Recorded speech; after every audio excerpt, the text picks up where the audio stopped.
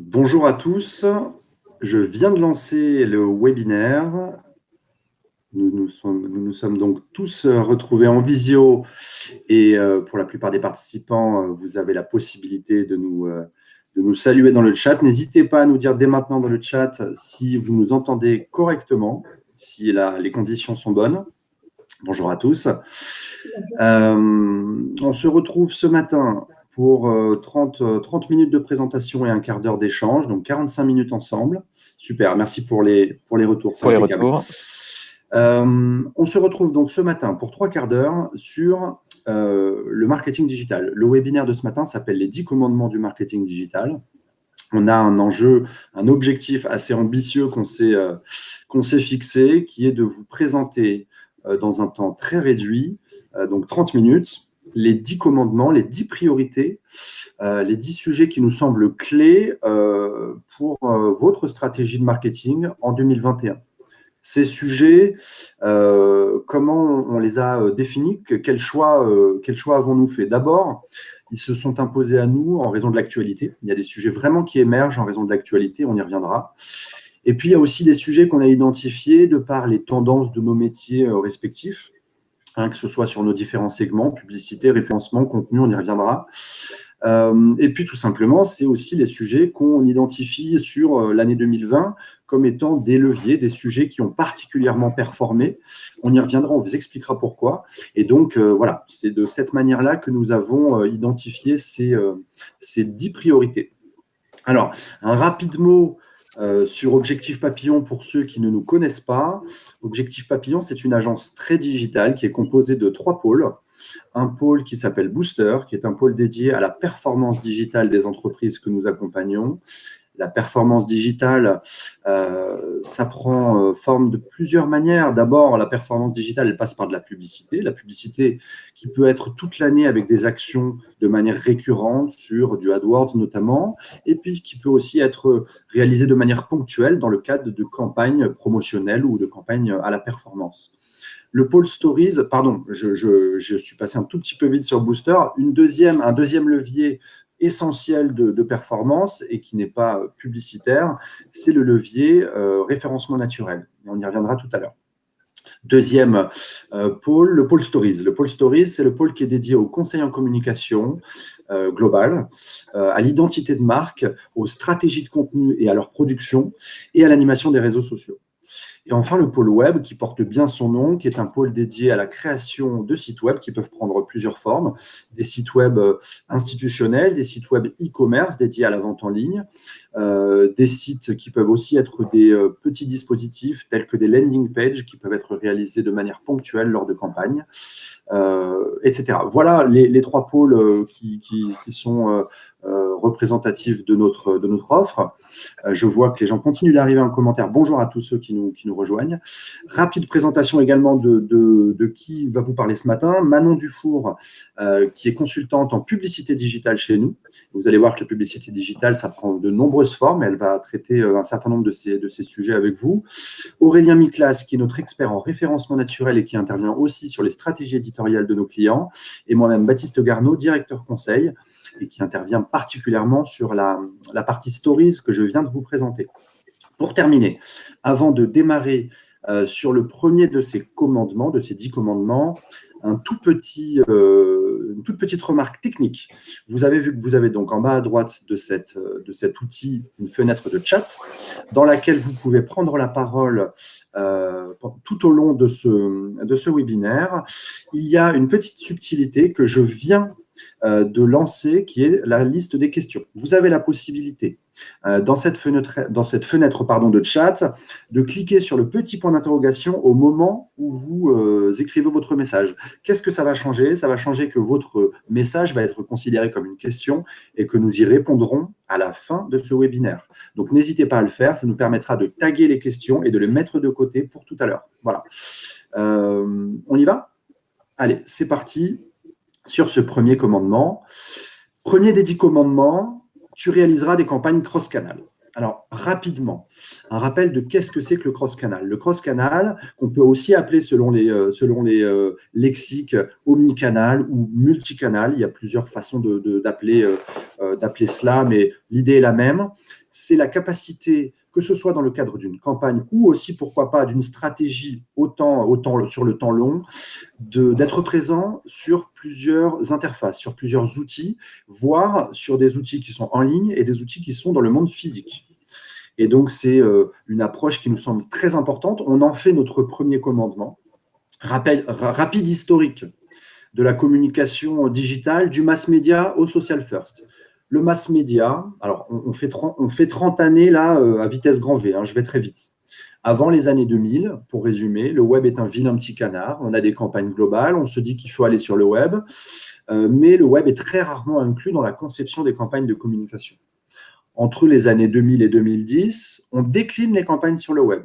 Moi, j'étais au début de ma carrière pro, j'étais community manager, je travaillais sur les réseaux sociaux et de manière extrêmement fréquente, j'avais des cas de figure d'entreprises que j'accompagnais puisque j'étais déjà en agence à l'époque et on avait des belles campagnes qui étaient montées sur le plan national avec des agences globales.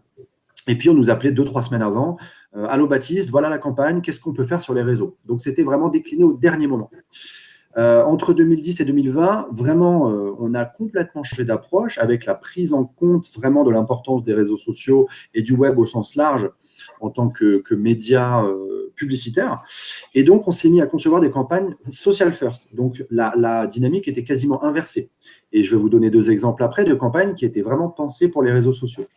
Ce qu'on peut dire pour conclure rapidement, c'est que dorénavant, il s'agit vraiment de ne plus déconnecter l'online et le offline. C'est terminé, ça doit déjà être terminé depuis un moment.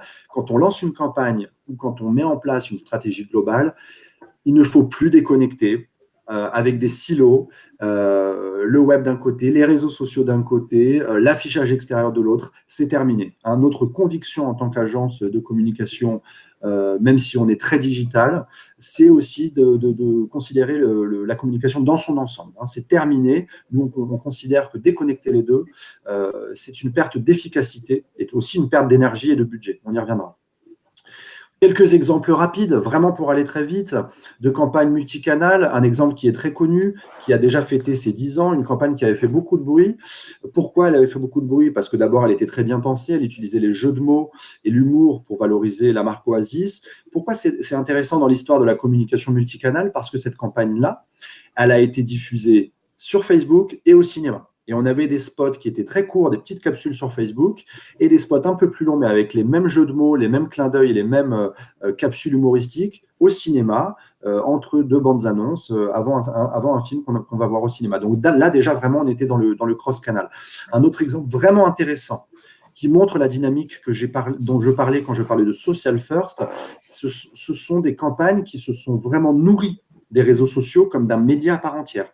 Et là, on a l'exemple de Burger King qui, sur des chantiers, lors de travaux préparatoires à l'ouverture de restaurants Burger King, affichait des tweets de fans comme un média publicitaire à part entière. Super intéressant, vraiment comme dynamique. Pour résumer, pour terminer sur le sujet du cross-canal, un exemple de ce qu'on a pu réaliser chez Objectif Papillon lors des dernières années, avec un exemple de ce qu'on a réalisé pour Belin, pour un promoteur immobilier qui s'appelle Belin Promotion, dans le cadre de la promotion d'une résidence dans le centre-ville de Toulouse. On a fait le choix, par exemple, d'être présent sur les réseaux sociaux. Vous avez un exemple à gauche avec Instagram. On a fait de l'affichage en habillage sur des sites spécialisés en display notamment. Et puis, on était aussi présent. Vous ne le voyez pas forcément très bien là sur la photo au centre, avec de l'affichage digital en métro toulousain. Donc là, voilà, on est dans l'illustration, c'est un exemple, mais il peut y avoir plein d'autres exemples de stratégies de campagne cross-canal, et c'est à notre sens vraiment la bonne dynamique. Alors évidemment, être présent en affichage extérieur, ce ne sont pas les mêmes budgets que être présent uniquement en digital, mais en tout cas la dynamique, en tout cas se poser la question nous semble important. Voilà pour ce premier commandement. Oui, donc Baptiste a parlé des campagnes et maintenant, moi, je vais vous parler de l'atterrissage de vos campagnes. Une fois que vous avez mis en place une super campagne avec des supports de qualité, que les personnes l'ont vu et ont cliqué dessus, qu'est-ce qui se passe derrière? Il y a de fortes chances que vous ayez envie soit de générer des prospects ou des leads ou bien d'effectuer des ventes. Et pour ça, c'est très simple, il va falloir penser captation. Que votre atterrissage soit sur votre site internet, sur un mini-site ou sur une fiche produit, il va falloir multiplier les call to action, les appels à l'action.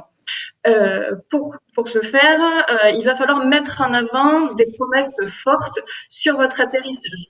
De quoi votre prospect peut avoir besoin, qu'est-ce qu'il a envie de faire, comment il peut vous contacter une fois qu'il est arrivé sur votre page d'atterrissage. Donc ça peut être lui proposer un rendez-vous gratuit, par exemple. On peut lui proposer de télécharger une brochure, qu'un conseiller le rappelle derrière. En bref, il faut lui offrir quelque chose en fait pour qu'il ait envie de convertir sur votre page.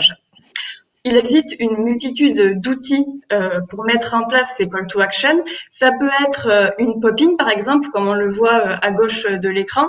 Ça peut être des formulaires en haut et en bas de page. Ça peut être des chatbots. Bref, l'objectif est vraiment de multiplier les outils pour multiplier les call to action.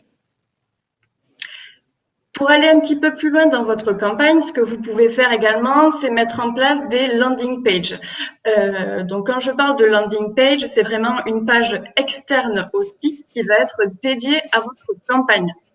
L'objectif ici, c'est d'avoir un contenu qui est totalement pensé pour votre campagne et totalement en adéquation avec les messages et les objectifs de votre campagne. Typiquement, je veux acheter une Clio en leasing, je vais atterrir en cliquant sur une campagne AdWords, par exemple, sur une page qui est totalement dédiée à ce modèle de véhicule. J'aurai pas de Twingo, j'aurai pas de Peugeot, j'aurai une Clio. L'objectif de la landing page aussi, c'est de supprimer les opportunités de fuite. C'est-à-dire qu'une fois que la personne est arrivée sur cette landing, elle a toutes les informations dont elle a besoin pour convertir directement sur cette page. Elle n'a pas besoin de retourner sur votre site et de voir 12 pages pour avoir l'info qui l'intéresse. L'objectif aussi, c'est de mettre en place des éléments de réassurance dans cette landing page, encore une fois, pour inviter les gens à convertir, pour les convaincre tout simplement des atouts de nos produits, de notre marque. Alors ça peut être des témoignages clients, ça peut être des infos sur le produit, voilà, il y a plein de façons de le faire. Et encore une fois, les fameux call to action qu'on va pouvoir glisser tout au long de la landing page. Par exemple, à gauche, on voit qu'on a un formulaire en haut et en bas de page. Pourquoi deux formulaires? Tout simplement parce que ça permet de varier les call to action. Dans celui du haut, on peut proposer par exemple un téléchargement de brochure et dans celui du bas, un rappel gratuit d'un conseiller. Voilà, l'objectif est vraiment de mixer un petit peu tout ça. On constate d'excellents résultats sur les campagnes qu'on gère avec des landing pages optimisées. Le coût de conversion peut parfois être multiplié par 5 entre une page d'atterrissage classique, on va dire, et une landing page qui est 100% optimisée pour la campagne. Le coût par conversion aussi, et en général, vraiment, on constate une forte baisse du coût par conversion, parfois divisé par 4. Je poursuis avec un autre point clé, alors toujours sur les campagnes. Tu maîtriseras tes inventaires programmatiques. Donc pour rappel, le display programmatique, donc ce sont des campagnes display où en fait les enchères vont être totalement automatisées. Pour résumer, c'est un petit peu l'inverse du gré à gré. Il y a plusieurs façons de faire de la programmatique. Par exemple avec Google Display. Il y a la première solution où on va dire à Google, je veux cibler par exemple les jeunes et maintenant débrouille-toi avec ça et diffuse ma campagne où tu le souhaites. Alors c'est une stratégie qui est un petit peu risquée. En fait, on a toujours le risque d'être tout simplement diffusé sur des emplacements qui sont pas du tout qualitatifs. C'est ce qu'on voit sur la gauche. Il y a des publicités un peu obscures sur un article qui est pas forcément hyper quali, un peu choc, un peu sensation. Et avec ce type de stratégie, on a le risque que notre publicité soit diffusée dans cette page. Alors nous, chez Objectif Papillon, c'est pas du tout ce qu'on a envie de faire. On plébiscite plutôt la deuxième solution, où là, on va être sur du display sélectif, où on va dire, je veux que ma campagne soit affichée sur 10 sites, mais 10 sites de qualité. Alors, ça va dans l'idée de brain safety, où là, on va être sur de la qualité plutôt que de la quantité. C'est ce que je disais précédemment.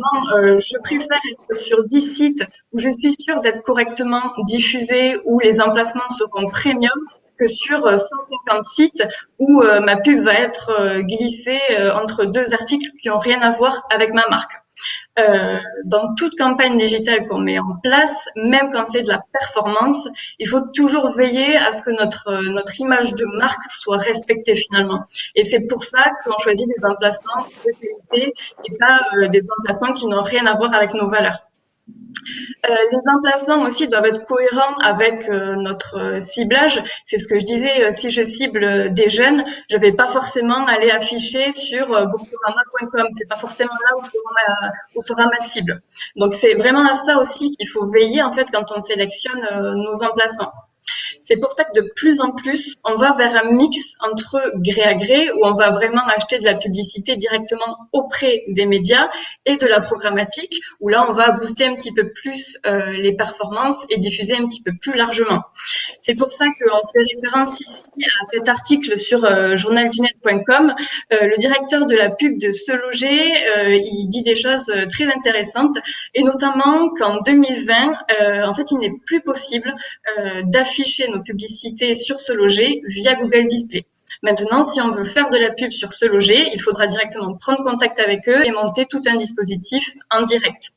Et c'est pour ça que vraiment, nous, on se dirige de plus en plus vers ce mix gré à gré et programmatique qui va vraiment permettre d'avoir en fait une campagne premium sur des emplacements de qualité sans négliger les performances. Du coup, donc pour résumer notre méthode chez Objectif Papillon, on met en place des bouquets thématiques en fonction du secteur d'activité de nos clients. Si je veux faire par exemple une campagne pour un promoteur immobilier, eh bien je vais monter un bouquet thématique spécial IMO avec 10, 15, peut-être 20 sites qui sont exclusivement dédiés à l'immobilier. Alors ça peut être Le Bon Coin, ça peut être Bien Ici, enfin il y en a plein, mais en tout cas on est sûr qu'ils seront qualifiés. C'est vraiment fait dans une logique de co-construction avec nos clients, puisque nos clients connaissent très bien leur cible, ils savent parfois mieux que nous où ils sont et ce qu'ils font sur Internet. Et du coup, on va vraiment construire ces bouquets avec eux pour avoir une campagne qui est cohérente. Revient toujours aussi le sujet de la géolocalisation. C'est hyper important. Même si on est sur des super emplacements, si notre campagne n'est pas géolocalisée, il y aura des pertes. Si ma zone de chalandise, par exemple, est dans le sud-ouest, ça sera super d'être affiché sur Le Figaro, mais si je suis affichée au niveau national, il y aura peut-être moins d'impact. Et la géologue permet vraiment ça, de resituer, de recibler la campagne pour gagner toujours en précision dans cette idée toujours de campagne précise et premium. Alors, on en arrive à un levier qui a été ringardisé ces dernières années, c'est l'email marketing. Ringardisé à tort ou à raison en partie avec les réseaux sociaux qui sont devenus un nouveau canal relationnel, à raison aussi en raison de spam massif qui faisait que les internautes s'en désintéressaient. En revanche, lors du confinement, on s'est rendu compte que les campagnes d'email marketing que réalisaient nos clients étaient très efficaces, même plus efficaces souvent que en dehors du confinement. Pourquoi? Parce que ça reste un canal relationnel où finalement on choisit le moment où on va cliquer, ouvrir l'email marketing, aller sur le site, etc. Alors, l'email marketing ne remplit pas simplement un seul objectif. Vous avez les newsletters classiques qui sont souvent éditoriales, qui sont là pour fidéliser, pour entretenir la relation, pour faire du rappel sur une nouvelle offre produit, par exemple. Il y a les emailing classiques qui sont là pour qualifier un besoin, qui sont aussi là pour réactiver des prospects qui se sont qualifiés un jour sur le site et qui vous ont peut-être oublié. Au passage, Manon parlait de l'atterrissage. Pensez à bien travailler vos call to action vers vos newsletters, éventuellement avec des pop-ins par exemple. Vous n'êtes pas sans savoir que la réglementation sur la protection des données va être beaucoup plus sévère dans les mois à venir et l'email marketing aura son épingle à tirer du jeu. Ce qu'on peut dire aussi de l'email marketing, c'est que c'est un outil très rentable. Quand on regarde les coûts d'acquisition par rapport aux autres canaux comme AdWords par exemple, on est sur des coûts d'acquisition qui sont beaucoup plus bas, tout simplement parce que vous travaillez sur une base de contacts qui est déjà préqualifiée. On va le voir dans le slide suivant, c'est un canal d'acquisition qui est très performant, avec des taux de transformation qui peuvent être exceptionnellement hauts en fonction du message que vous avez travaillé. Et évidemment polyvalent dans la mesure où vous pouvez absolument diffuser tout type de message, du commercial, de l'éditorial, du relationnel. C'est un canal vraiment très polyvalent. Je prends deux exemples, un client B2B et un client B2C. Dans les deux cas, je compare les taux de conversion des emails marketing au taux de conversion des autres canaux d'acquisition. Alors, dans ce client B2B, ce client entretient sa base de contact en proposant des webinaires sur ses produits, les innovations qu'il propose et la pratique technique de ses produits. Les taux de conversion sont exceptionnellement hauts, plus de 10%, 11% souvent. Pourquoi? Parce qu'on est dans un canal purement relationnel, très bien travaillé, avec une base de contact très bien qualifiée. En B2C, les taux de conversion sont plus bas, puisque on est moins captif d'un produit. En revanche, on remarque systématiquement que les taux de conversion sont toujours très élevés, entre 2,5 et 4% selon les emailings envoyés. Donc c'est un canal rentable, peu chronophage en fonction des vagues. Je vous engage cependant à ne pas trop multiplier les emailings, à ne pas saturer votre base qui finira par se désinscrire. On va passer maintenant au sujet des réseaux sociaux. On a parlé publicité, on a parlé emailing, on a parlé campagne cross-canal dans leur globalité. On va maintenant faire un focus sur les réseaux en les traitant, pas tellement sur la partie publicitaire, mais plutôt sur le sujet contenu, animation. Qu'est-ce qu'on peut dire sur les réseaux sociaux aujourd'hui pour être remarqué? Il y a deux objectifs clés, capter l'attention, maintenir la relation. Comment on fait pour avoir un contenu qui fonctionne?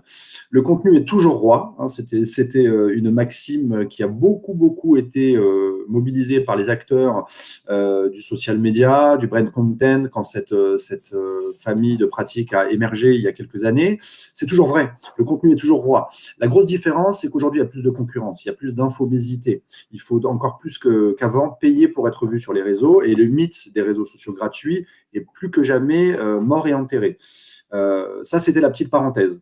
Donc, ça veut dire quoi? Ça veut dire qu'on ne va pas sur les réseaux sociaux avec un budget zéro. Quand on va sur les réseaux sociaux, on fait de l'animation, on fait des contenus, mais aussi on prévoit un petit budget de promotion à lisser tout au long de l'année. C'est très important. Sinon, on va faire des contenus de grande qualité et qui ne vivent pas forcément d'eux-mêmes, à moins qu'on soit Nike, Reebok ou Adidas, pour ne citer que des marques de sport. Alors, qu'est-ce que c'est qu'un contenu qui fonctionne bien? C'est d'abord un contenu qui respecte les règles des algorithmes. Qu'on soit OK ou pas avec les règles des algorithmes, ces règles, elles existent. Et si on va sur des réseaux qui ne nous appartiennent pas, il s'agit de les respecter. Ça veut dire quoi? Ça veut dire qu'il y a des vidéos qui sont plus vues que des liens. Ça veut dire qu'une planche de visuel qu'on va faire dérouler en faisant cliquer plusieurs visuels va générer plus d'audience qu'un seul visuel parce que c'est considéré par LinkedIn, par exemple, comme une interaction, etc., etc. Donc ça, c'est super important d'identifier ces règles, ces bonnes pratiques qui font qu'on va être davantage vu parce que tout simplement, on respecte les règles des outils. Des astuces pour capter l'attention. Là, on n'est pas tellement dans les règles techniques des outils, mais plutôt dans les règles de bon sens. Comment capter l'attention de l'internaute? Des couleurs vives, des couleurs chaudes. On est le plus souvent sur des réseaux sociaux qui ont des fonds blancs. Donc, même si récemment, ils sont passés aussi en option fond dark, ce qui nous complique un peu la tâche. Mais en tout cas, sur un fond blanc, la règle d'or, c'est d'avoir des visuels qui ne sont pas sur fond blanc, hein, qui ont soit des liserés, des cadres, soit des fonds de couleurs plutôt chaudes, plutôt vives, plutôt pop, qui vont capter l'attention. Au-delà de la couleur qu'on va choisir, il y a la question de l'animation. Que ce soit sur des petites animations en motion design ou sur des vidéos qui sont un petit peu plus élaborées, capter l'attention, ça passe aussi par du contenu qui bouge. Hein. Une fois qu'on a dit ça, comment capter l'attention? Évidemment, aller sur les sujets qui passionnent les internautes. Là, on revient aux fondamentaux du social media, on revient à la base, même à l'ADN de ces outils. Vous n'allez pas sur les réseaux sociaux pour parler uniquement de votre marque et de votre offre. Si vous faites ça, vous faites une erreur. Il s'agit avant tout d'aller à la rencontre des internautes. Et donc, j'y reviendrai sur la slide d'après. Il s'agit de faire un juste équilibre entre les sujets qui intéressent votre communauté et puis les sujets qui vous intéressent vous, parce qu'il s'agit aussi d'avoir de l'attribution des messages à votre marque. La bonne manière de mettre en scène votre offre, c'est justement ce que je disais à l'instant. L'attribution, la notion d'attribution en marketing, elle est clé, et encore plus sur les réseaux sociaux. Si je fais des posts qui cartonnent avec plein de retweets, avec plein de likes, mais que derrière l'internaute, au bout de 3-4 minutes, il a oublié qui était la marque avec qui il vient d'interagir, ça n'a pas beaucoup d'intérêt pour vous. Vous allez être très fier d'avoir beaucoup de retweets, mais derrière, quid de la conversion voilà, la question est posée. Il s'agit aussi de générer de l'attribution et ça passe par des codes graphiques, par le rappel notamment du branding de votre entreprise et de votre marque. Pour terminer, vraiment les deux objectifs, capter l'attention, mais aussi engager une relation. Capter l'attention en one shot, c'est bien parce que c'est pas le plus simple. Déjà, arriver à le faire, c'est une bonne chose, mais il s'agit d'aller au-delà de ça et de le faire de manière répétée pour engager une véritable relation. Alors, un exemple, avec un client d'Objectif Papillon qui s'appelle Lismer, qui est une marque qui fait du leasing bateau. Un exemple de ce qu'on appelle ce juste équilibre entre aller à la rencontre de sa communauté et valoriser sa marque. C'est un bon exemple. Là, on est sur une ligne éditoriale où on a des posts friendly, lifestyle, communauté, c'est-à-dire des posts qui vont pas forcément être 100% centrés sur la marque et sur l'offre, même si, évidemment, sur les deux exemples que vous avez à gauche, on est quand même sur l'univers de la marque, qui font beaucoup réagir, qui génèrent beaucoup de commentaires, et puis, de temps en temps, des posts qui sont beaucoup plus centrés sur la marque et sur l'offre. C'est un très bon équilibre à trouver. Avec ce client, on est sur 2 tiers, 1 tiers, à peu près, pour résumer. Bon, ce n'est pas une règle d'or, hein, mais en tout cas, voilà, l'idée, elle est là. Hein. Vraiment créer de la relation, fidéliser, proposer à l'internaute des contenus de marque qui sont brandés, pour de temps en temps, une fois qu'on a créé cette relation et ces commentaires qualifiés, ramener vers la marque, vers du produit. Et on observe, depuis qu'on a mis en place cette ligne édito pour ce client, que le trafic qui provient de Facebook augmente. Hein. Donc, c'est super intéressant d'avoir cette approche-là et c'est payant pour peu que ça se fasse dans la durée. Un autre exemple avec les carousels LinkedIn. Sur LinkedIn aussi, le contenu est roi. LinkedIn, de plus en plus, s'impose comme un réseau social qui pèse lourd, notamment sur le B2B, mais pas que.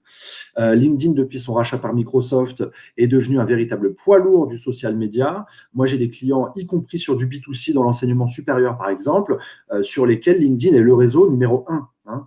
Donc, ça veut dire quoi? Ça veut dire que parmi ces clients-là, je pense notamment à une école, une grande business school française, l'audience est composée en grande partie des étudiants. Et pourtant, c'est sur LinkedIn que l'audience est la plus forte pour ce client. C'est super intéressant à garder en tête. Donc voilà, sur LinkedIn aussi, il y a des codes qui ne sont pas les mêmes. Là, il y a un carrousel. Alors, la présentation dans l'outil n'est pas animée, mais voilà, évidemment, c'est une manière de mettre en scène le message qu'on veut faire passer avec des visuels qui sont animés ou qui sont interactifs, puisque là, l'internaute a la possibilité de faire défiler les visuels. Pour terminer rapidement, sur le social media, on vous a donné les grandes lignes en termes de théorie, en termes d'objectifs. Maintenant, parlons des bons outils. Comment on pose le cadre? On pose le cadre avec des outils de cadrage qui posent d'une part le référentiel en termes de discours de marque, la ligne éditoriale, identifier les bons publics, les bonnes thématiques, et d'autre part, poser le cadre en termes graphiques. Hein, poser le cadre en termes graphiques, ça veut dire identifier de manière durable la charte visuelle avec laquelle on va communiquer. C'est très important parce que ça permet d'inscrire de la cohérence dans la ligne éditoriale et dans les posts qu'on va publier, et ça permet de travailler ce que j'appelais tout à l'heure l'attribution à la marque. Quand l'internaute va voir ce contenu, il a l'habitude, tout de suite, là je donne l'exemple de la marque Capital Finance sur LinkedIn, tout de suite, il va repérer que c'est cette marque-là qui lui envoie le post. Alors, le SEO, on va utiliser les gros mots. SEO, Search Engine Optimization, ou référencement naturel en bon français. Le SEO devient sémantique. Alors, il y a encore quelques années, pour ceux qui pratiquent un peu le référencement naturel, on parlait mots-clés. D'ailleurs, nos clients, lorsqu'ils nous rencontrent pour la première fois, une des premières questions, c'est quels mots-clés je dois mettre dans mes contenus, quels mots-clés je dois mettre dans le titre de mes pages. Alors, jusqu'à il y a quelques années, Google était un outil purement statistique. Mais l'algorithme a évolué et maintenant ne prend plus seulement en compte les mots-clés. En 2019, Google a lancé BERT. BERT est dans le cœur de l'algorithme de Google. C'est un système d'auto-apprentissage du langage basé sur l'intelligence artificielle. C'était un effet d'annonce il y a quelques années, ça fonctionne très bien maintenant. Google donne un exemple concret. Est-ce que je peux aller chercher des médicaments à la pharmacie pour quelqu'un d'autre? Avant BERT, Google ne comprenait pas la subtilité de « pour quelqu'un d'autre » et les résultats n'étaient pas satisfaisants pour l'internaute. Depuis BERT, Google comprend très bien le « pour quelqu'un d'autre » et fait matcher la requête de l'internaute à un contenu adapté. Il faut savoir que BERT ne fonctionne pas seulement sur les requêtes de recherche, mais analyse les contenus de vos pages. Quelle est l'intention du contenu de vos pages? Il sait très bien identifier le fait que vous avez adopté un ton promotionnel ou au contraire un ton beaucoup plus informationnel dans votre contenu et il va vous classer dans des cases pour permettre de répondre plus ou moins favorablement à la requête de l'internaute. Ce qui implique dans votre manière de travailler de vous départir des mots-clés. Alors, on part toujours du mot-clé. Je prends l'exemple ici d'un outil qui s'appelle alsoasked.com qui prend en compte à partir d'un mot-clé, leasing auto, les requêtes les plus souvent posées à Google par les internautes et construit un arbre relationnel entre les différentes requêtes. Cet arbre, finalement, va vous permettre de saisir plus facilement les intentions de vos personas, vos publics cibles qui ont des besoins particuliers, qui ne connaissent peut-être pas toutes les subtilités de votre marché ou de vos produits. À partir de ces outils, alsoasked.com ou Answer the Public, qui lui prend en compte les suggestions de recherche fournies par Google, vous allez avoir une masse de données que vous allez pouvoir réorganiser en ce que nous appelons chez Objectif Papillon un arbre des intentions. C'est souvent la prestation initiale qu'on propose à nos clients. On part du général au particulier, en prenant en compte un persona qui cherche à s'informer vraiment en découvrant le produit, jusqu'au persona qui est très qualifié, qui cherche à savoir sur le leasing comment fonctionne le contrat, comment mettre fin à un contrat, comment modifier un contrat de leasing, quelle est la différence entre du leasing, de la LOA et de la LLD. Et la force de cette méthode de conception de l'arbre des intentions, c'est que vous répondez à peut-être pas absolument, mais à la majorité des questions que vont se poser les internautes en situation de recherche, quel que soit leur niveau de connaissance. Et surtout, ce sera la feuille de route de la production de votre cocon sémantique. Ce cocon sémantique, qui est maintenant connu pour les personnes qui font du SEO, est une manière d'organiser les contenus éditoriaux dans votre site en créant des relations sémantiques et des glissements sémantiques entre les différentes pages pour leur donner plus de force et les donner à comprendre, surtout à Google. Alors, vous avez créé un cocon sémantique, ça ne suffira pas toujours. Avez-vous entendu parler des données structurées? Je ne suis pas certain. Ce sont des balisages qui permettent d'indiquer à Google le sens d'un contenu. 31240, c'est le code postal d'Objectif Papillon à Saint-Jean. Google ne voit que 31240. On lui indique dans une balise que ce contenu équivaut à un code postal. Et il y a un grand nombre de marqueurs sémantiques maintenant qui sont assez simples à mettre en place par des développeurs. Et j'en mets un en avant qui est le marqueur sémantique FAQ qu'on adapte à nos cocons sémantiques et qui permettent d'obtenir des résultats enrichis dans Google avec des previews de questions internautes. Et en dessous, lorsqu'on déploie, on a un début de réponse, l'internaute est libre de cliquer ou non. Et dans les faits, ça optimise le taux de clic, d'une part, donc beaucoup plus de visites qualifiées, et d'autre part, ça optimise la compréhension que Google aura de vos contenus, donc ça améliorera votre référencement naturel. Revenons du coup un petit peu à la partie pub et on va parler là du retargeting. Donc pour rappel, le retargeting, c'est l'action de recibler via la publicité des personnes qui ont déjà visité votre site internet ou vos landing pages et donc qui vous connaissent déjà. On dit souvent à nos clients, si vous voulez faire de la pub, commencez par le retargeting. C'est le b.a.-ba un peu, c'est la première chose à mettre en place dans une campagne digitale. Pourquoi? Tout simplement parce qu'on est à peu près sûr d'obtenir des prospects qualifiés. Là, on cible uniquement des personnes qui vous connaissent déjà, qui ont déjà passé du temps sur votre site et qui donc potentiellement ont de fortes chances d'être déjà intéressés par vos services et par vos produits. On constate aussi un coût par conversion qui est inférieur aux autres leviers dans les campagnes de retargeting. C'est ce qu'on voit dans le petit schéma en bas à droite. À 3 entreprises donc de secteurs complètement différents, on a de l'IMO, on a de l'éducation. On voit que pour chacune de ces 3 entreprises, le coût par conversion du retargeting est plus faible que le coût par conversion sur AdWords. Alors, on a pris AdWords comme exemple, mais c'est aussi le cas d'autres leviers. On constate vraiment des coûts par conversion qui sont très bons sur le retargeting. Un des avantages aussi de ce type de campagne, c'est qu'on peut gérer très finement la répétition et le capping de ces campagnes. Que ce soit sur Google Display ou sur Facebook Ads par exemple, mais c'est aussi le cas sur d'autres outils, on peut dire je veux que mes utilisateurs voient ma pub uniquement 2 fois par semaine par exemple. Ça peut être plus, ça peut être moins. Mais l'objectif, c'est d'éviter de bombarder l'utilisateur avec un message qui verrait 30 fois par jour et qui du coup n'aurait plus du tout d'impact au bout d'un moment sur notre campagne. Dans cette logique de qualité et d'éviter de bombarder toujours l'utilisateur avec le même message, il faut en fait adapter les campagnes de retargeting aux objectifs de vos campagnes et plus globalement d'ailleurs à vos objectifs commerciaux.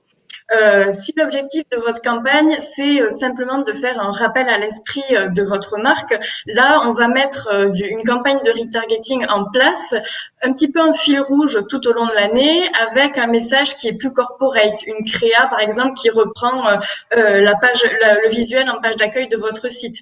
Comme ça, l'utilisateur va directement avoir un rappel à l'esprit de votre marque. Si par contre vous avez plutôt un objectif, donc là vraiment commercial, booster votre volume de prospects ou votre volume de vente, là on va aller sur du produit, avec du retargeting dynamique par exemple. Une personne a consulté tel modèle de véhicule sur votre site, si vous êtes dans le secteur automobile, il va être retargeté avec exactement le véhicule qu'il a déjà consulté. Donc, c'est un retargeting qui est extrêmement personnalisé et extrêmement précis en fonction, en fait, des objectifs de votre campagne, encore une fois.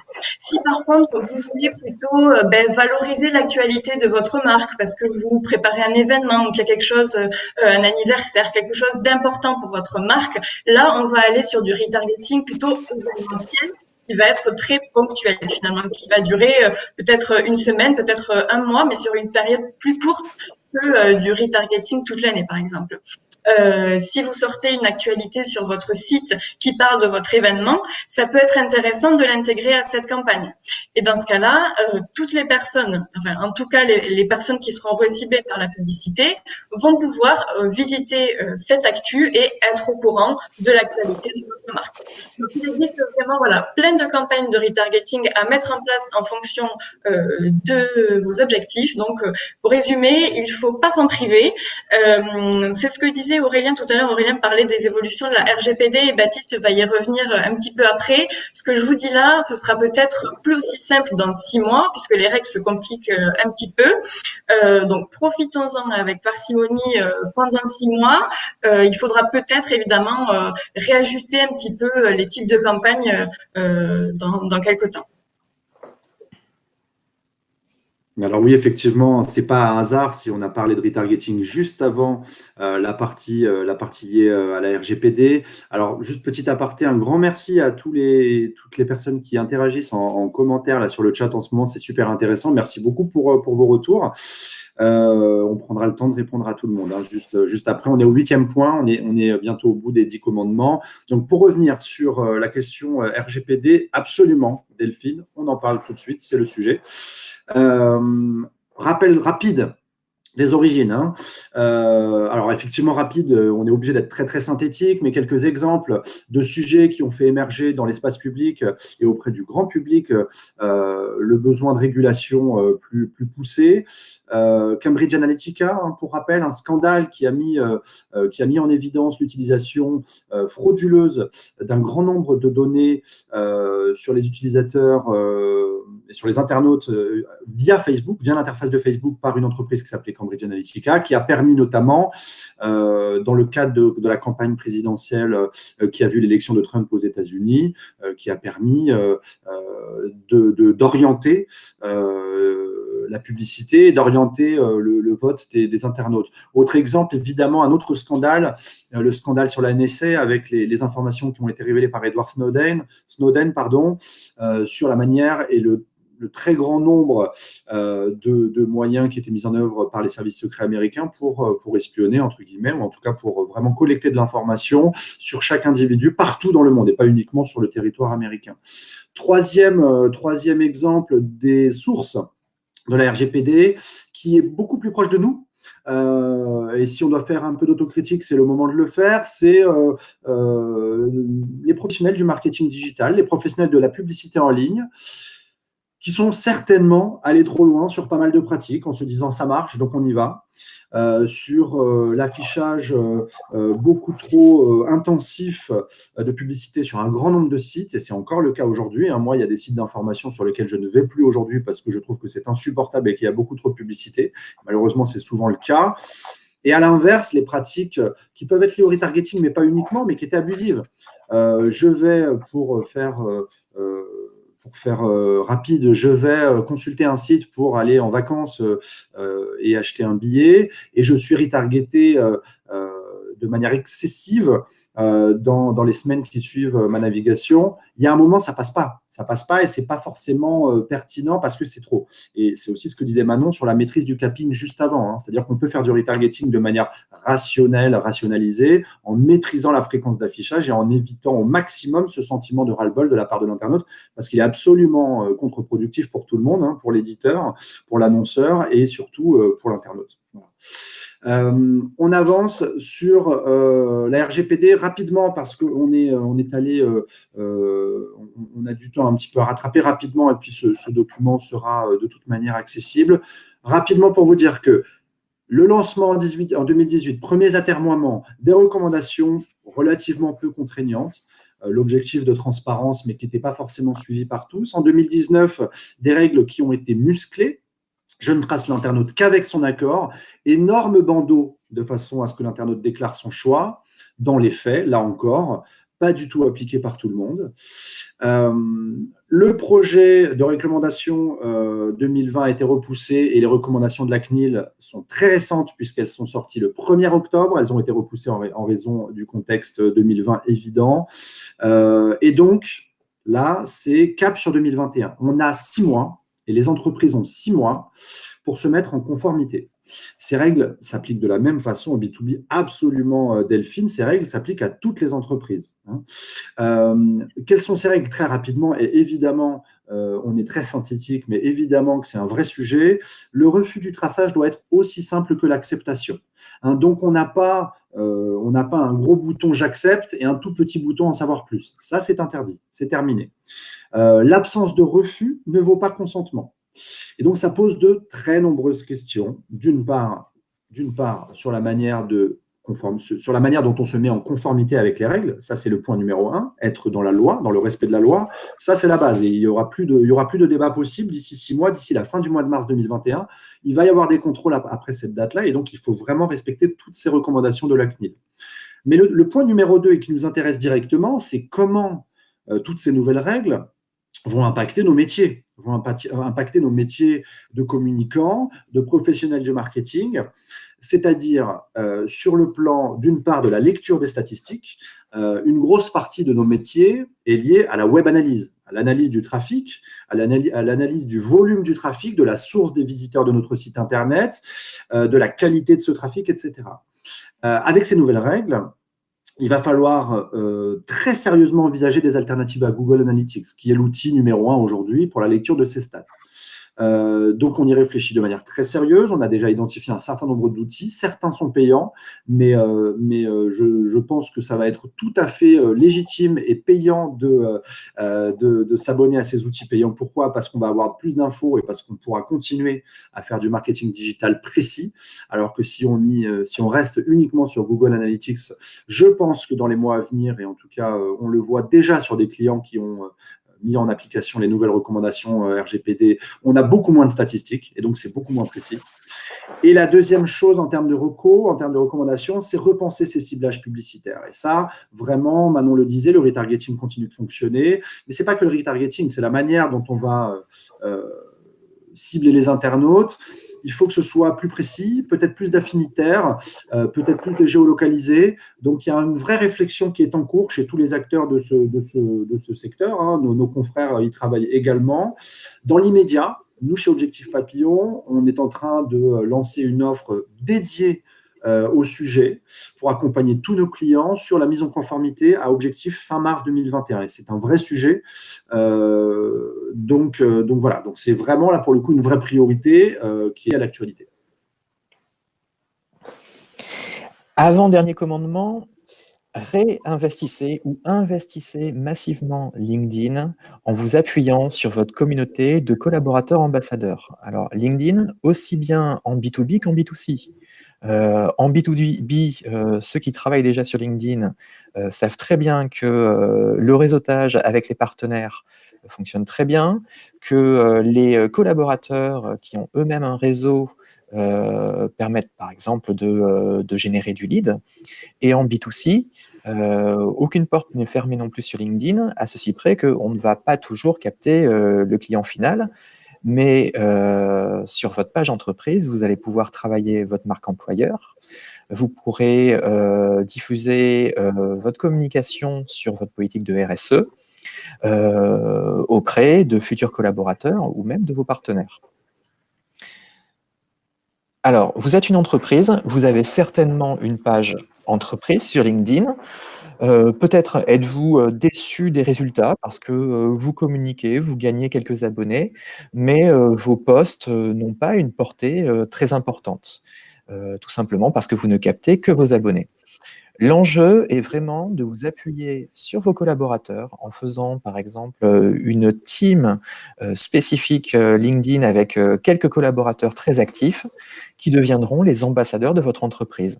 Pourquoi? Parce que, imaginons que vous ayez 100 abonnés sur votre page LinkedIn, vous allez avec un post, vous allez toucher 20 abonnés. Si ce post est commenté par vos collaborateurs, si ce post est partagé et liké par vos collaborateurs, vous allez multiplier la portée de votre communication auprès des relations de vos collaborateurs qui ont aussi une très forte valeur ajoutée et qui ne suivent pas nécessairement votre page. Alors, pour animer ces collaborateurs, chez Objectif Papillon, nous avons mis en place une note de veille mensuelle que nous envoyons à certains de nos clients, où on apporte des best practices pour ces ambassadeurs. Comment doivent-ils communiquer? Quelles sont les nouvelles tendances en termes de messages sur LinkedIn, de format de post? Nous faisons aussi une veille marché qui leur permet d'avoir des sujets à diffuser, qui leur permet de faire du storytelling autour de leurs expertises personnelles et des compétences de leur entreprise. Vous jouez évidemment un rôle de marque employeur auprès de ces collaborateurs puisque vous valorisez vous-même en tant qu'entreprise les compétences de vos collaborateurs.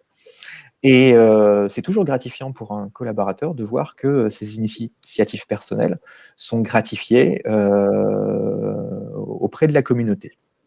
Je vous engage vraiment fortement à développer le canal LinkedIn qui en plus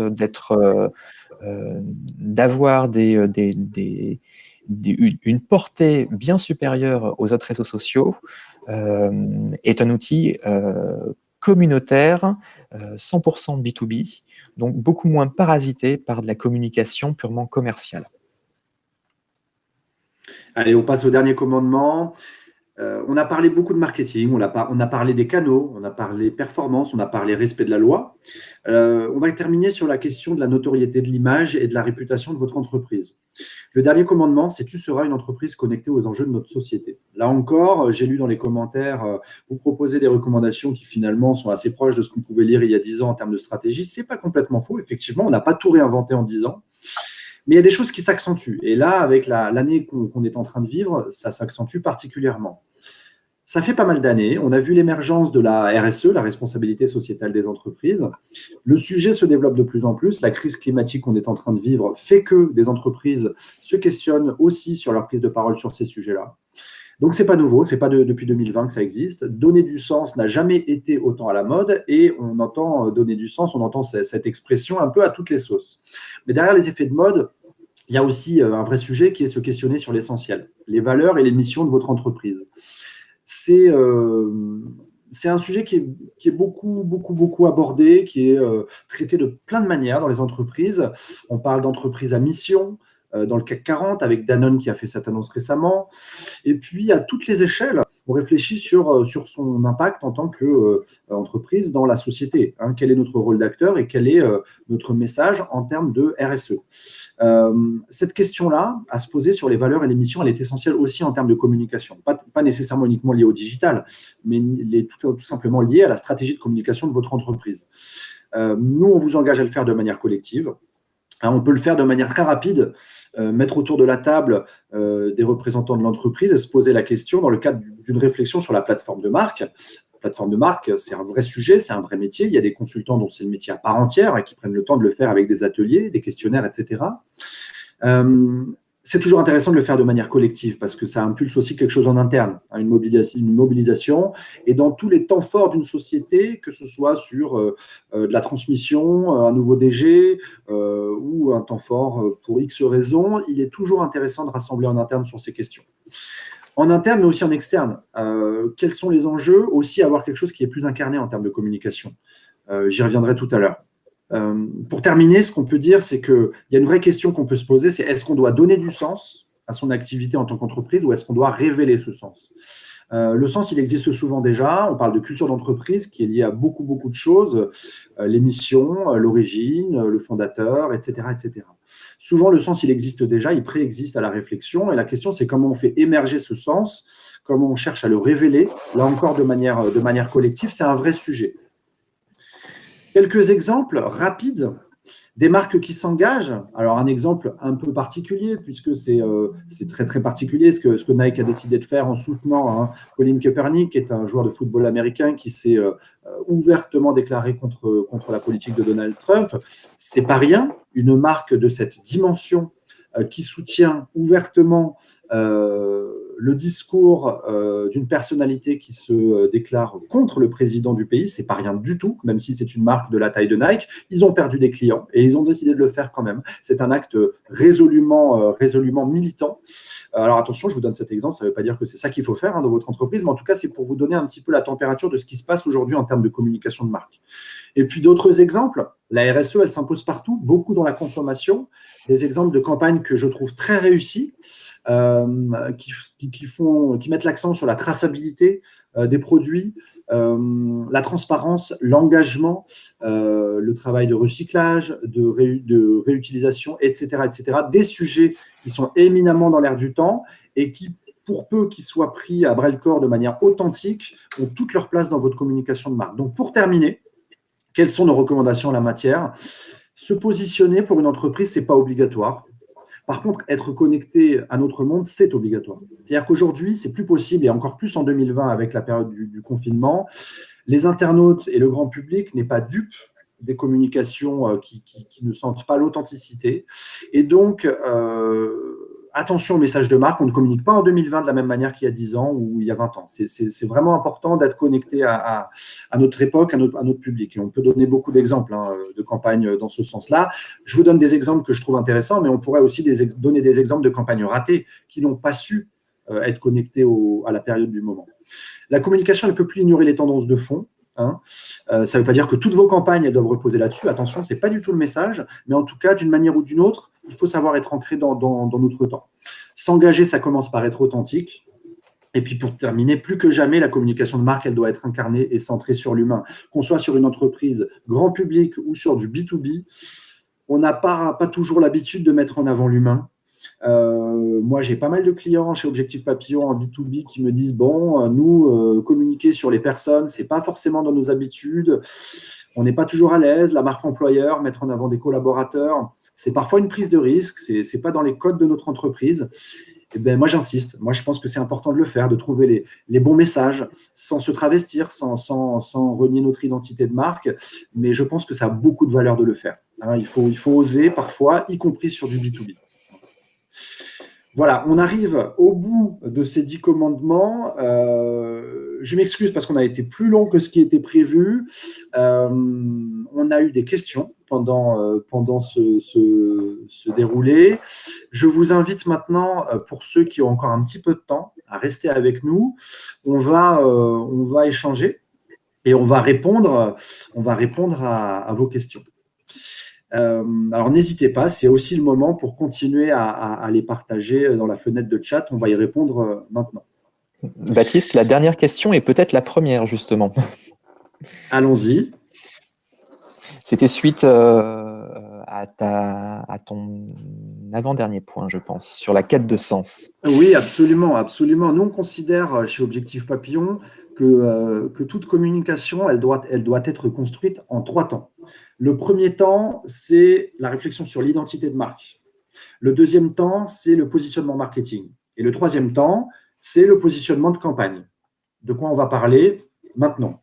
Mais les 2 premières étapes, elles sont essentielles. Et on est d'accord, Sylvie, la première étape sur la réflexion de qui on est, quelle est notre identité, quelle est notre personnalité de marque, évidemment, c'est la première. Et ça, c'est une réflexion qui doit durer dans le temps. Elle ne change pas à chaque campagne, il faut que ce soit durable. On est bien d'accord que c'est la première étape. C'est vrai qu'on l'a mis en 10e commandement, on aurait pu en parler plus tôt. En tout cas, oui, c'est un prérequis essentiel.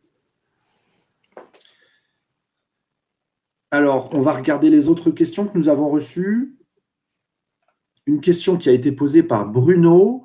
Quels sont les grands principes des règles, des algorithmes des différents réseaux sociaux ? Ouh là là, très compliqué de vous répondre en 2 minutes. On pourrait faire un webinaire uniquement là-dessus. Les grands principes des règles, des algorithmes des différents réseaux sociaux. Comment répondre en 30 secondes ? Déjà, chaque réseau social a des règles différentes. Ensuite, il faut se tenir au courant, il faut benchmarker, il ne faut pas hésiter à nous demander du conseil parce que c'est notre rôle et qu'on sera ravis de vous répondre. Ce que j'ai dit rapidement avec les quelques exemples, la vidéo, l'image sont des médias qui sont mis en avant au détriment des liens. Facebook, LinkedIn, etc. n'ont pas trop intérêt à ce que vous cliquez sur des liens pour quitter la plateforme. Ils ont plutôt intérêt à ce que vous restiez sur le réseau. Donc, en général, quand on met un lien dans le post, c'est un petit peu moins valorisé par l'algorithme. Il est conseillé, notamment sur LinkedIn, de mettre le lien dans le premier commentaire. Ça se fait de plus en plus. Quoi d'autre ? Sur LinkedIn, ce qu'on peut dire aussi, c'est qu'il y a une tendance à dévaloriser la visibilité des pages au profit de la visibilité des comptes personnels. Et de plus en plus, une présence d'une entreprise sur LinkedIn, elle passe par l'activité des collaborateurs. C'est encore plus vrai qu'avant. Voilà. Parce qu'un nombre de commentaires égal, une publication postée par un individu, elle va toucher plus de monde qu'une publication postée par une page. Ce qui n'était pas forcément le cas il y a 12 mois. Là, pour le coup, c'est assez récent. Alors, d'autres questions. Y a-t-il possibilité d'avoir la presse ? Absolument. Elle sera publiée dès cet après-midi. Une question de Maxime. Sur LinkedIn en B2B, quel est le coût moyen d'acquisition d'un abonné à une page entreprise ? Manon, est-ce que tu veux répondre à ça ? Alors, très honnêtement, je ne saurais pas répondre à cette question, tout simplement parce que l'acquisition payante d'abonnés est plutôt quelque chose qu'on ne recommande plus. En fait, on préfère aujourd'hui vraiment avoir de l'acquisition d'abonnés ou de fans sur Facebook naturels, parce qu'on a observé qu'ils étaient de bien meilleure qualité, plutôt que faire de l'achat d'abonnés, de fans. En tout cas, ce qu'on peut dire, c'est qu'on constate quand même globalement en pub des coûts sur LinkedIn qui sont bien plus élevés que sur les autres réseaux sociaux. On est parfois sur des CPM, par exemple, à 20-30 € sur LinkedIn, alors que sur Facebook, on est à 5 €. Mais encore une fois, c'est un réseau social qui est extrêmement qualifié, comme l'ont dit Baptiste et Aurélien, ce qui explique aussi les coûts un petit peu plus, enfin beaucoup plus élevés sur ce réseau-là. Le recrutement publicitaire de fans sur Facebook ou d'abonnés, c'est une pratique qu'on ne recommande plus. Moi, il y a une dizaine d'années, quand j'étais en entreprise, en agence, pardon, beaucoup de nos clients nous disaient, voilà, on veut avoir 3000 fans, 5000 fans sur la page Facebook. Aujourd'hui, ça n'a plus de valeur parce que le mythe du Facebook gratuit n'existe plus. On sait que les fans ne vous appartiennent pas. Et donc, nous, ce qu'on recommande, c'est plutôt de miser sur les contenus. Et donc, on fait des contenus de qualité et on met de la pub sur les contenus. Et si les contenus sont de qualité, vous inquiétez pas, les gens vont suivre votre page une fois qu'ils les auront vus. Voilà, c'est plutôt cette logique-là, nous, qu'on recommande. Une question de Xavier Grimaud. Les mix marketing se complexifient. Comment réussir à bien évaluer l'efficacité de chaque canal? Question super intéressante qui porte un peu sur plusieurs sujets qu'on a abordés. Là encore, Manon, peut-être c'est toi qui réponds là-dessus. Oui, déjà, vraiment, je dirais que ça dépend de l'objectif de la campagne. On va pas du tout analyser pareil une campagne de performance et une campagne de notoriété. Et d'ailleurs, ce sera beaucoup plus difficile d'analyser une campagne de notoriété parce que typiquement, si on fait un affichage, on va avoir beaucoup plus de mal à le mesurer. Par contre, tout ce qui concerne la performance, tant qu'on a accès à Analytics, profitons-en. Voilà, on a vraiment accès à des stats qui sont en or sur Analytics. On va étudier les durées de session, on va étudier les taux de conversion de chaque levier. On va faire des comparatifs comme ça pour évaluer le levier qui nous apporte tout simplement le plus de performance. Et pour finir sur ça, surtout, on va tester en fait en continu. On va réaffecter les budgets en cours de campagne là où ça performe. On va tester les différents canaux, les différentes pages d'atterrissage. C'est vraiment comme ça un apprentissage tout au long des campagnes et tout au long de l'année, même hors campagne ponctuelle, pour vraiment tester les leviers qui fonctionnent le mieux et qui performent le mieux dans le cas de campagne de performance en fait. Et avoir une lecture précise des statistiques, ça passe par bien poser les marqueurs au début. Oui, tout à fait. De trop nombreuses campagnes de pub sont lancées sans des marqueurs de liens précis. On appelle ça des marqueurs UTM. C'est super important. Vous mettez des marqueurs sur tous les liens. Ça permet de savoir précisément quels sont les canaux qui ramènent du trafic et de la conversion sur votre site. Il y a encore de trop nombreuses campagnes aujourd'hui sur le digital qui sont faites sans ce b.a.-ba qui est essentiel en début de chaque campagne. Une question d'Anaïs qui sera encore pour toi, je pense, Manon. Est-ce que je peux revenir sur les landing pages? Y a-t-il un nombre minimum de landing pages à avoir sur son site pour obtenir des bons taux de conversion?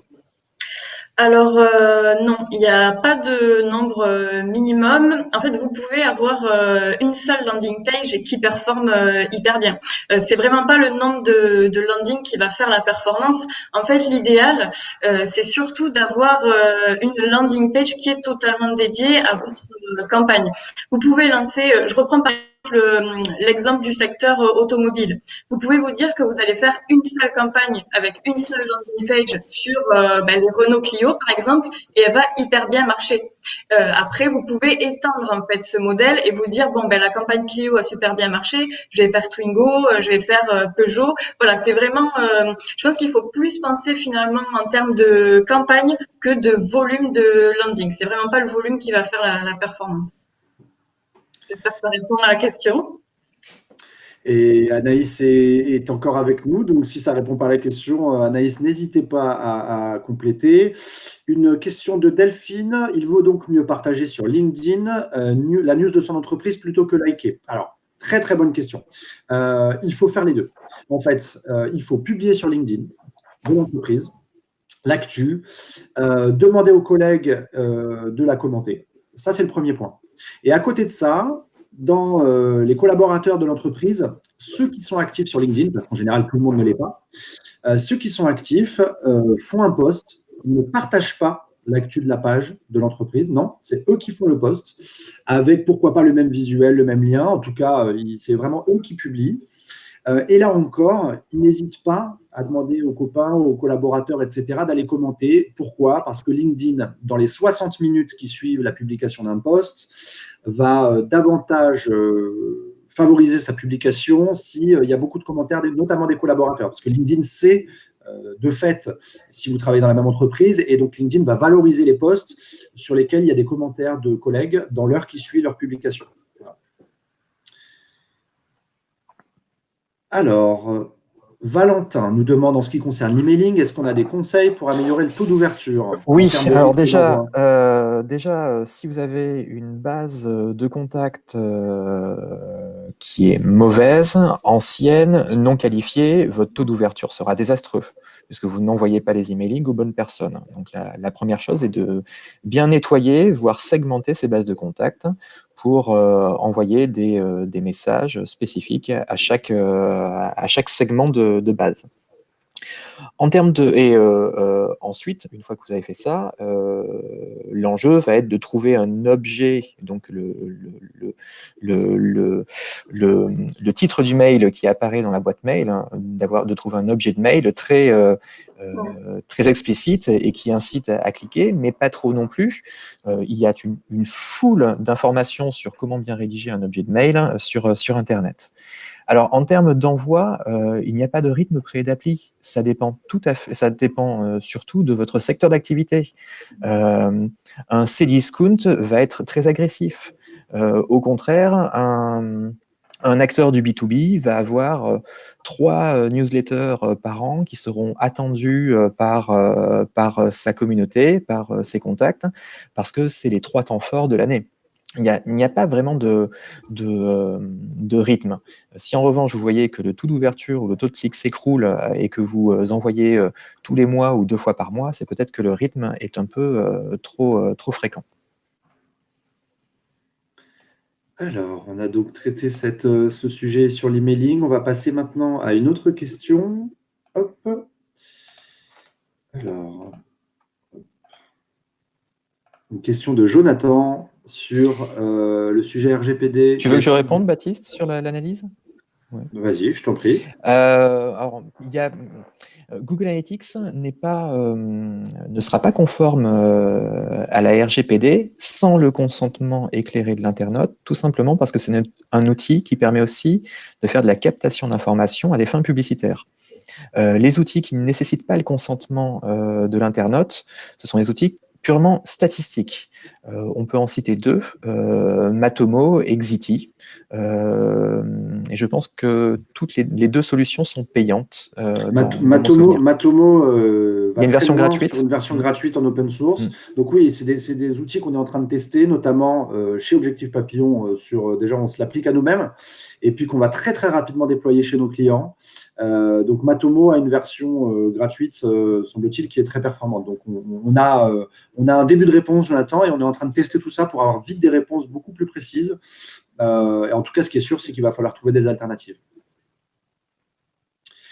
Corinne qui nous demande « Que pensez-vous des outils comme Prospectin ou Helplink pour identifier des cibles en continu? Comment les utiliser sans être bloqué ?» Alors, je pense, Corinne, que vous faites référence à des outils d'automation ou de growth de marketing qu'on utilise notamment sur LinkedIn pour aller contacter de manière automatisée des prospects, que ce soit en privé ou que ce soit sur de l'ajout de contacts. Alors, qu'est-ce qu'on en pense? C'est une bonne question. Pourquoi? Parce qu'il y a des outils qui vont beaucoup trop loin, qui ne sont pas forcément d'ailleurs respectueux des CGU, des règles de LinkedIn notamment, et qui se font bloquer. La question que vous posez, en fait, vous avez une partie de la réponse déjà dans votre question. Comment les utiliser sans être bloqués? S'ils sont bloqués, c'est aussi parce qu'ils ne respectent pas toujours les règles des outils.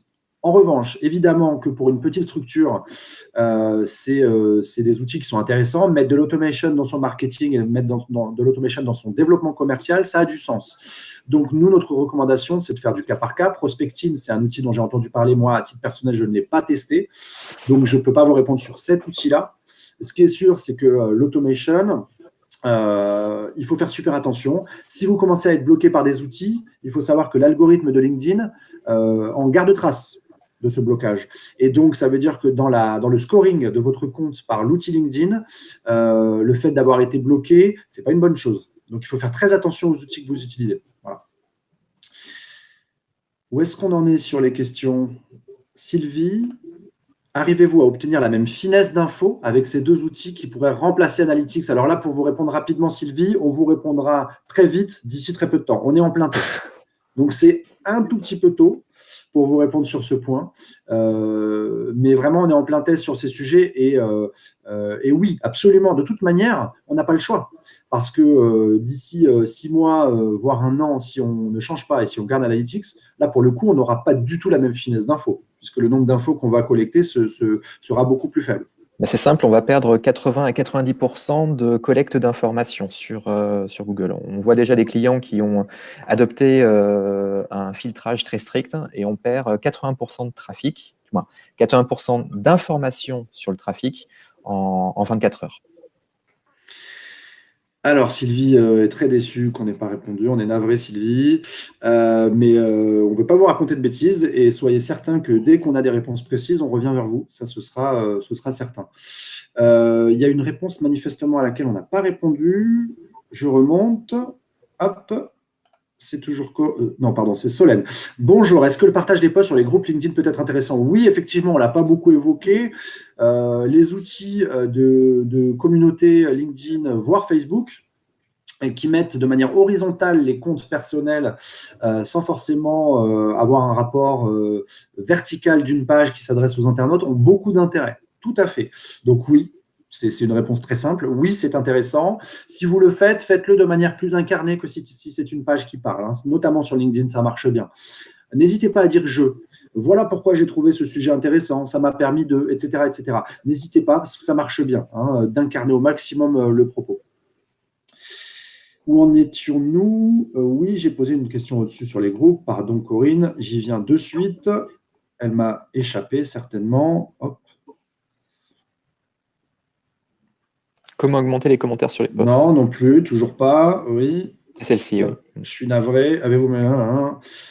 Et comment augmenter les commentaires sur des posts? Bon, il y a plein de manières d'augmenter les commentaires sur les posts. J'ai donné en partie une réponse tout à l'heure en expliquant que l'interne, la mobilisation en interne, elle a de l'intérêt. On peut vous révéler une petite formule secrète qu'on s'applique à nous-mêmes chez Objectif Papillon, c'est qu'on se mobilise nous déjà entre nous dès lors qu'on publie pour commenter nos posts. Par ailleurs, ce que je viens de dire aussi a de la valeur. Ne pas hésiter à incarner au maximum le propos avec du jeu, avec du vous, interpeller les internautes. Ça marche bien. Ça marche bien. Je me souviens pendant le confinement et à la sortie du confinement, un post de Vincent Moreau, directeur de l'agence, qui a dit voilà, aujourd'hui, une journée super avec mes collaborateurs. Je me suis rendu compte à la fin de la journée pourquoi j'avais passé une super journée, parce que je n'avais pas fait une seule visio sur Zoom. Il a fait ce post-là, qui est plutôt sympa, qui parle à beaucoup de gens au moment où il est lu, et il a cartonné. Il a eu un nombre de commentaires et de réactions énormes. C'est aussi ça, avoir des commentaires sur LinkedIn, c'est pas juste parler de sa marque et de son produit, c'est aussi savoir aller sur un message qui est un peu personnalisé, un peu incarné. Alors, où est-ce qu'on en est? Hop. Une question de Xavier qui est extrêmement optimiste. Quelles sont les tendances à venir pour 2020? Intelligence artificielle, machine learning, fin du monde? Ce qu'on peut répondre sur la partie IA, machine learning, c'est notamment ce qui touche par rapport à nos métiers, à la programmatique notamment. Tout à l'heure, Manon en parlait. La programmatique, nous, on a un positionnement qui est très clair. C'est la programmatique, c'est pas magique. C'est ce qu'on répète à tout le monde. La programmatique, c'est une tendance qui s'est développée lors des dernières années sur la publicité digitale. Il y a un gros effet de mode avec des croyances aussi, hein, comme c'est toujours le cas dès lors qu'on a une mode et qu'on a une nouvelle tendance en marketing. La programmatique, c'est pas magique, c'est pas forcément automatique pour autant. Si c'est bien fait, ça peut être super performant, ça peut permettre de maximiser les conversions et surtout d'avoir un système d'enchères, là pour le coup automatique, qui font baisser les coûts par clic, et ça c'est très intéressant. Mais nous, notre vision de ces métiers, c'est qu'il ne faut jamais être à 100% sur de l'IA, il faut toujours mettre de l'humain. Et c'est le rôle de Manon et de son équipe Booster sur toute la partie publicité digitale, de ne jamais reposer uniquement sur l'IA, sur la diffusion de ses campagnes. Oui, Si on n'est pas Google ou IBM avec son outil Watson, souvent le machine learning et l'intelligence artificielle reposent sur des micro-tâches réalisées par des stagiaires. Et on appelle ça de l'intelligence artificielle ou du machine learning. Donc faites très attention au discours magique autour de ces tendances. On va s'arrêter là pour ce webinaire. Merci à vous. Merci beaucoup. Vous avez été nombreux à être présents et puis surtout nombreux à interagir avec nous. On est vraiment ravis. On pourrait continuer longtemps. C'est un plaisir. On va s'arrêter maintenant. On a été beaucoup plus long que ce qu'on pensait, ce qu'on avait prévu. Désolé si on ne répond pas absolument à tout le monde. Voilà, on est dispo. LinkedIn, évidemment, n'hésitez pas à nous ajouter quand ce n'est pas le cas, à venir nous contacter si besoin, si vous souhaitez échanger davantage sur tous ces sujets. Merci beaucoup pour la qualité de vos commentaires et les ajouts de chacun. On vous souhaite une très belle fin de semaine et surtout une bonne fin d'année dans l'optimisme. Et on termine sur la question de Xavier qui n'est pas extrêmement optimiste. Alors, je la fais disparaître. Et je vous souhaite à tous une très, très bonne journée à tous. Au revoir. Merci, au revoir. Au revoir.